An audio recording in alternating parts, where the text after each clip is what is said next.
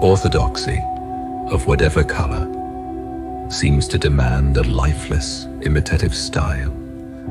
When one watches some tired hack on the platform, mechanically repeating the familiar phrases, bestial atrocities, iron heel, blood-stained tyranny, free peoples of the world stand shoulder to shoulder, one often has a curious feeling that one is not watching a live human being, but some kind of dummy, a feeling which suddenly becomes stronger at moments when the light catches the speaker's spectacles and turns them into blank discs which seem to have no eyes behind them. And this is not altogether fanciful. A speaker who uses that kind of phraseology has gone some distance toward turning himself into a machine. The appropriate noises are coming out of his larynx, but his brain is not involved as it would be if he were choosing his words for himself.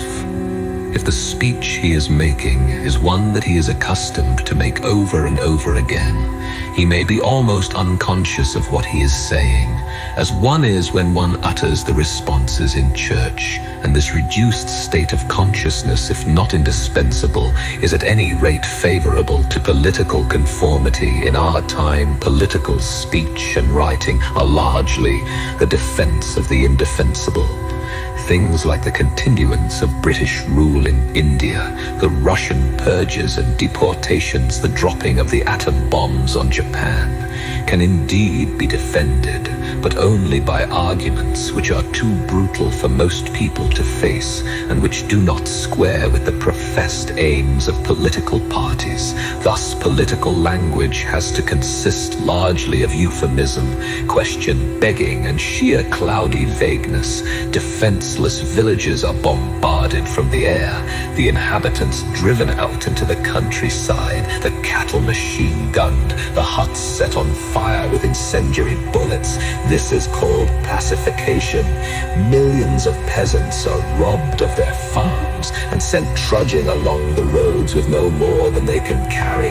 This is called transfer of population or rectification of frontiers. People are imprisoned for years without trial, or shot in the back of the neck, or sent to die of scurvy in Arctic lumber camps.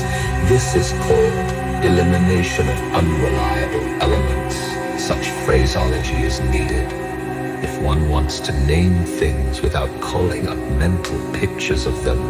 The inflated style is itself a kind of euphemism. A mass of Latin words falls upon the facts like soft snow, blurring the outlines and covering up all the details. The great enemy of clear language is insincerity.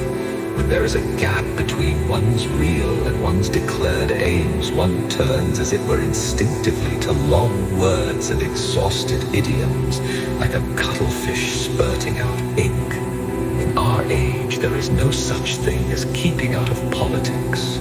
All issues are political issues, and politics itself is a mass of lies, evasions, folly, hatred, and schizophrenia.